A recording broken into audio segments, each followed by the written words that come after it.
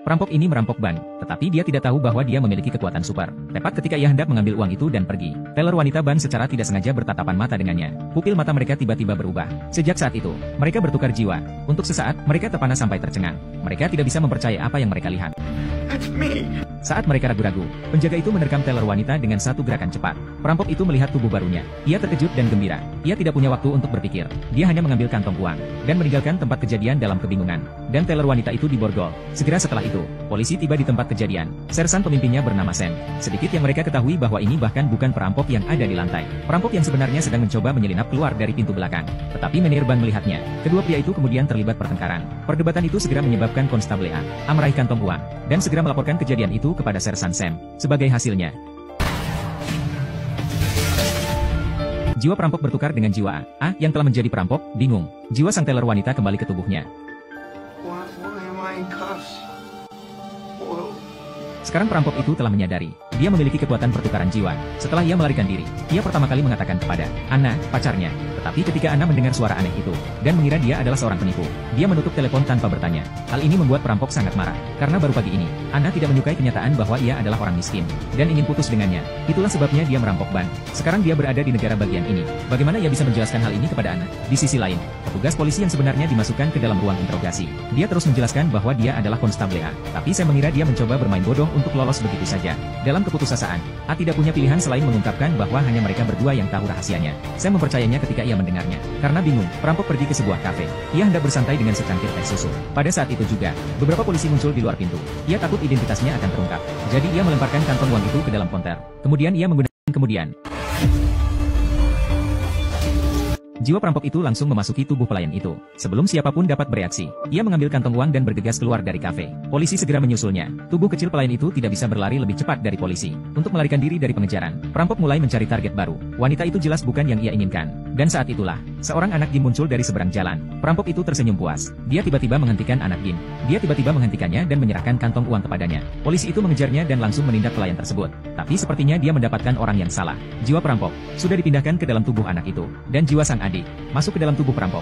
Peristiwa yang aneh itu hampir membuatnya takut mati. Dia mengatakan kepada Sherry bahwa ia baru saja berlari di jalan. Ia baru saja melirik orang asing dan entah bagaimana berakhir di sini.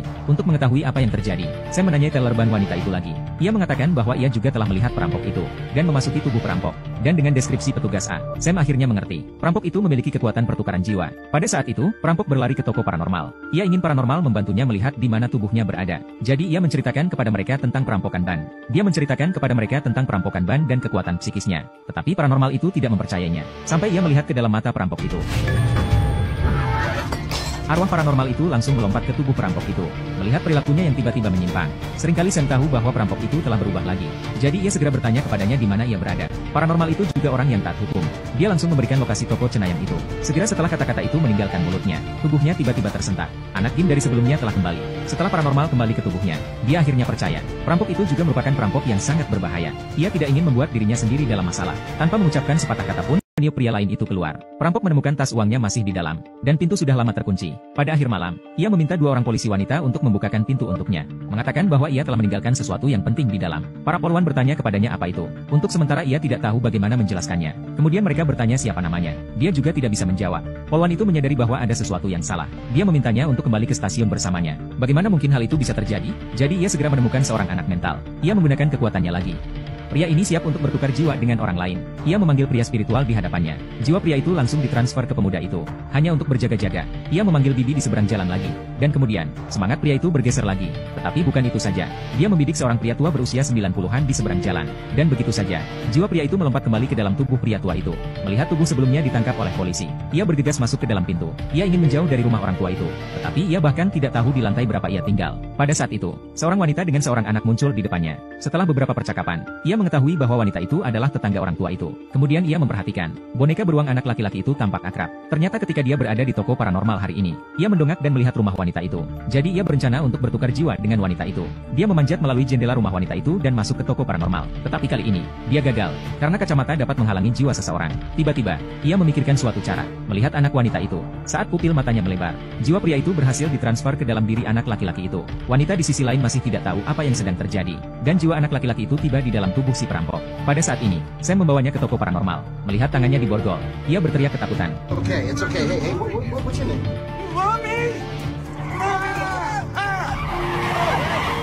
Perampok itu telah dibawa pulang oleh ibu anak itu. Ketika sang ibu pergi tidur, ia segera membuka jendela. Kemudian ia membuat tali dari pakaiannya. Dia berhasil naik ke toko paranormal. Tetapi setelah mencari-cari selama beberapa kali, dia tidak menemukan kantong uang. Tiba-tiba, cahaya putih yang menyilaukan menyinari. Ternyata Sheriff Sam sudah berada di sini menunggunya. Sam mengatakan kepadanya, jika Anda mengembalikan tubuh anak itu, aku bisa menyelamatkanmu 2 tahun di penjara. Perampok itu tidak punya pilihan. Ia tidak punya pilihan selain melakukan apa yang diperintahkan kepadanya.